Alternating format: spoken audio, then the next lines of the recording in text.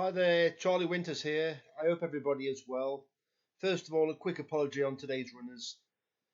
Not a particularly very good day. Stake £20, very small return.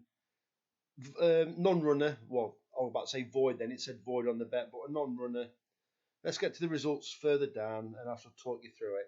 But I'm just about to give you the selections for March the 1st, 2022. Well, first of all, let's go to the profit and loss for February.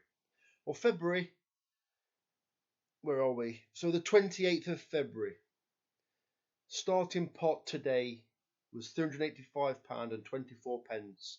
We finished off with £372 exactly. That's a £72 profit since conception of the channel, which is, I believe, exactly a month ago. Right. Racing tips for the 1st of March 2022. They are to be staked as a 40p each way lucky 15 and a £1 each way single bet on each selection. The first selection is Rumble B in the 1 o'clock at Catterick, rated a 7 out of 10 chance, and that's priced up at 7 to 1. That's Paddy Power 4 places. They are all 4 places with Paddy Power today.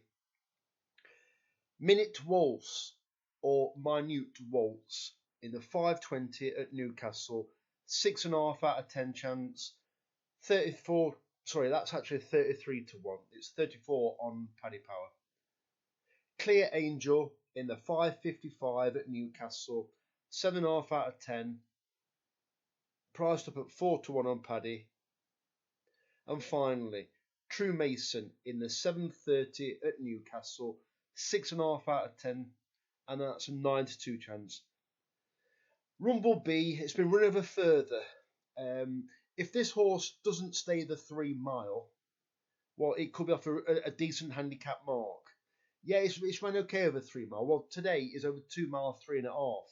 The same distance and course and distance, that it ran over last time, only beaten 10 lengths. Well, on that occasion, it chased the pace, which was quite a fast pace that day. Maybe it went off too fast.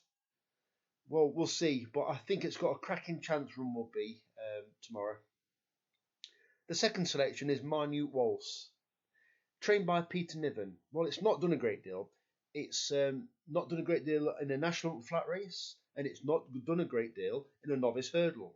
Well, they sent it to Newcastle 3 times, over 1 mile, and once again it's done nothing. But now it's got a handicap mark based on nothing, so it's right at the bottom of the bargain basement. I think it's 49. I think it's rated. Well, it did show a little bit of promise in a race over at Newcastle. Its last race it ran in, which was there were 3 Godolphin runners. Well, I remember that race pretty well because it was a 50 to 1 that won it that day by Chris Fairhurst. Hemsier, I think it was called. Well, there was only the front 4 that ever really got in it. All the rest were just miles behind. Well, basically, a lot of horses getting handicap marks. Well, it was carrying 10 stone because it was given. It was like penalised underweight for allowance.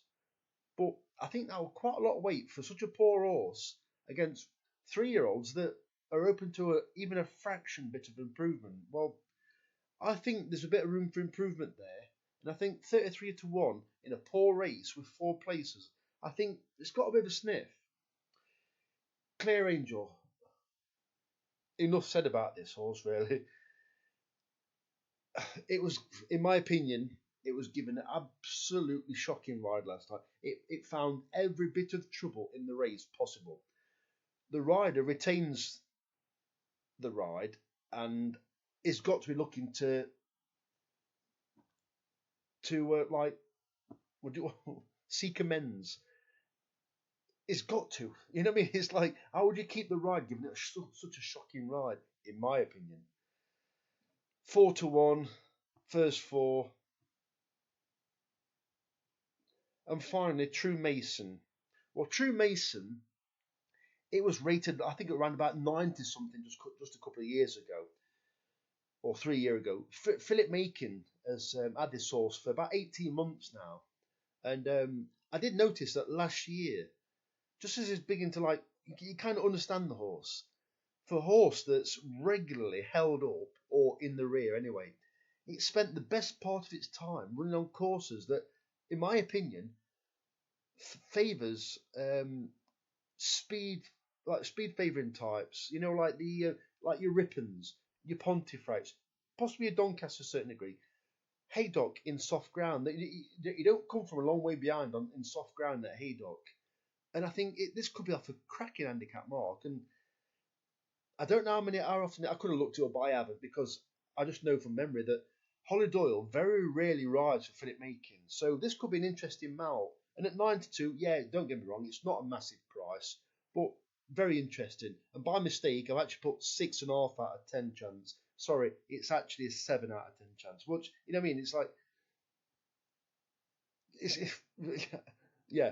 Well, they're my selections. I really fancy him. That minute waltz, yeah, it's a bit of a shot in the dark, but let's see how they get on. Could be very rewarding if we can sneak a couple of places at least. Best of luck, Charlie Winters.